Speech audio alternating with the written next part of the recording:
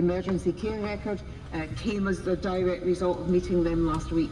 And I'm very pleased and grateful to our Chief Pharmaceutical Officer for ensuring that happened in the space of days. That is a huge resource to healthcare in the community. And we have also had discussions with them about the particular PPE requirements they have and the additional other requirements that they have too. And I'm very confident that that will make a significant difference. In terms of the other professionals that you described, you're absolutely right.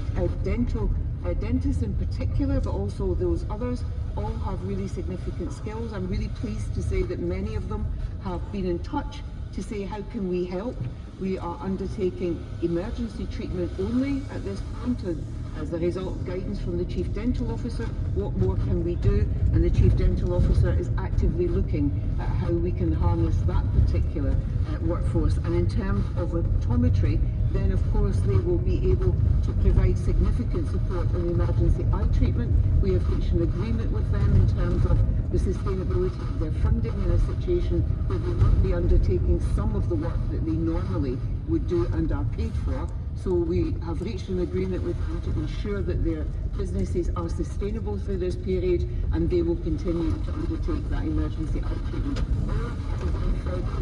To those NHS 24 hours. This is nothing. I'm strangely offended. Is this a competition?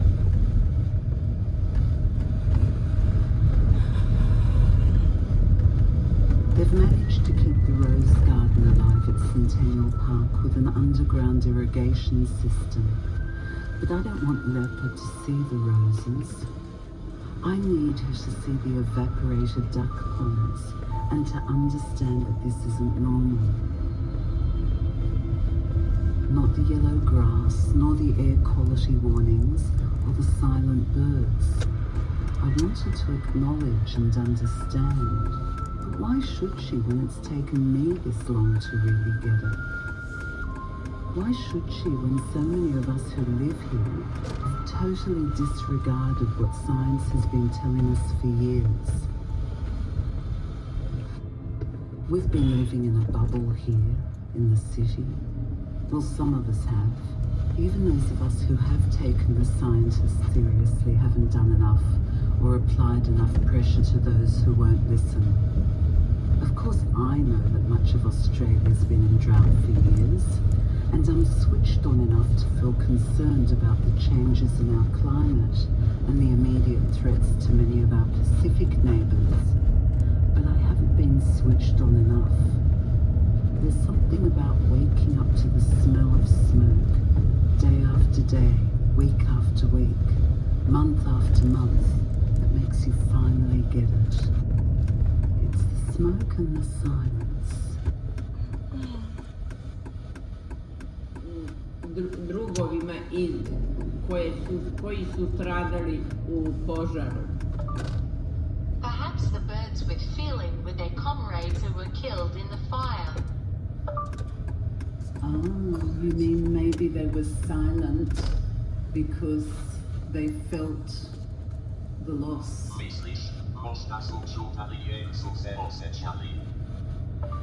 Da? Yes. Yes, yes. After 5 weeks, Lepa returns to Belgrade. The first thing she says when she calls to let us know that she's arrived safely is that the air in Belgrade is black with smoke. I don't really believe her, so I look up the air quality index. I check, and sure enough, Belgrade's air is rated as hazardous today, as it was yesterday, and the day before that, and as it's likely to be for the rest of the winter.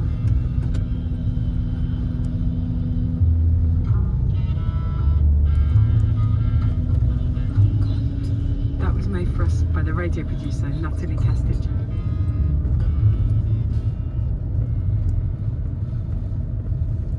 The next thing you're going to hear was a collaboration between the musician and writer Emi the Great and the data journalist Mona Chalabi. In this radio experiment, they mixed together the sounds of mammals, amphibians and fish and then listen to what our world will sound like if we don't take action on climate change. Compared to his great great great great great great great great great grandfather, things were already a bit rough for Gary the partridge.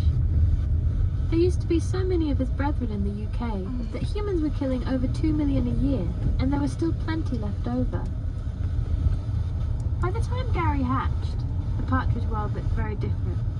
This was in the 60s, back when Gary was one of about 723 members of the Perdix gang, better known as the British Grey Partridge. Things continued like this for a while. But then suddenly, the number of birds in Gary's gang started to drop. See, humans went from only spraying about 5% of their crops with pesticides to over 90% being exposed to the stuff